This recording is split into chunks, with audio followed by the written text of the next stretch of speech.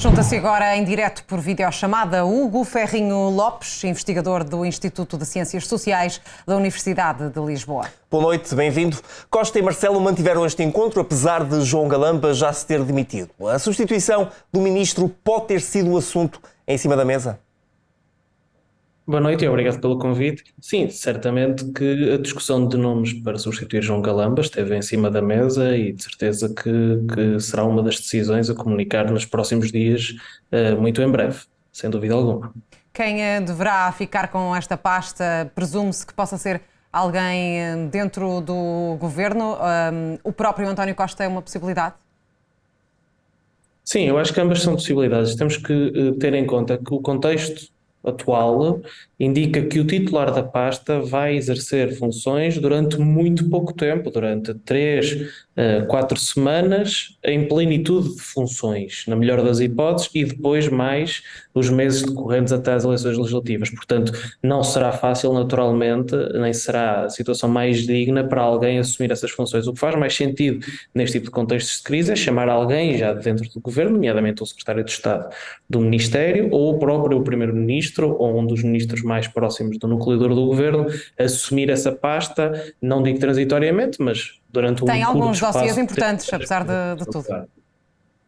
Tem sim, sem dúvida, e complicados, mas dossiês que também de certeza que são discutidos regularmente em sede de Conselho de Ministros e de núcleo duro do Governo. Portanto, dossiês sobre os quais, politicamente, os outros responsáveis do Governo também estarão a par tecnicamente, é manter a estrutura do Ministério mais ou menos intacta e substituir apenas as principais caras, rostos, para dar essa lavagem, digamos assim, mas mantendo o core do know-how técnico dos dossiês e deixando a decisão política para os responsáveis políticos. Hugo, na passada sexta-feira, João Galamba disse no Parlamento que não se demitia. Ontem o desfecho foi outro. O que é que mudou? Bem, eu não sei o que mudou, talvez a pressão mediática, talvez até alguma invasão da sua privacidade e do seu domínio individual. Mas eu devo dizer que a demissão de João Galamba é estranha, é natural, de um ponto de vista que se fala, e fala-se nela há muito tempo, e foi isso que gerou discórdia entre os órgãos de soberania, Presidente e Governo, como nós bem recordamos há meses, mas o Primeiro-Ministro está demitido. E quando o Primeiro-Ministro se demite, o Governo todo, por extensão, está demitido e está a curto prazo de tempo. Se não foi necessário substituir um Primeiro-Ministro até eleições, embora haja um Ministro acusado, que alegadamente não é só um, eu percebo o fulgor da opinião pública sobre esta matéria, mas deve-se dizer que do ponto de vista prático, todos os ministros caem quando o primeiro-ministro cai. O governo é o primeiro-ministro e o primeiro-ministro é a extensão do seu governo, gabinetes incluídos. E podemos fazer aqui alguma ligação, alguma ponte com o facto de esta demissão ter acontecido logo após o anúncio das medidas de coação a outros arguidos no processo?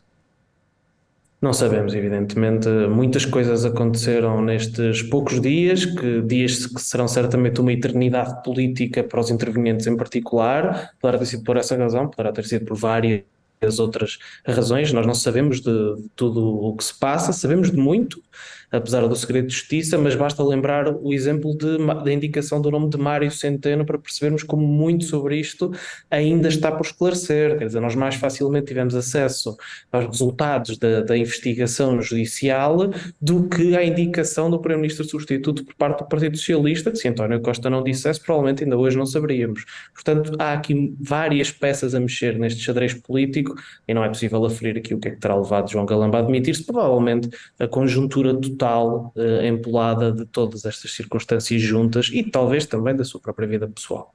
Olhando para as medidas de coação, todos os arguidos foram libertados. O Ministério Público já disse que vai recorrer, mas como é que fica, Hugo, a Justiça no meio de tudo isto?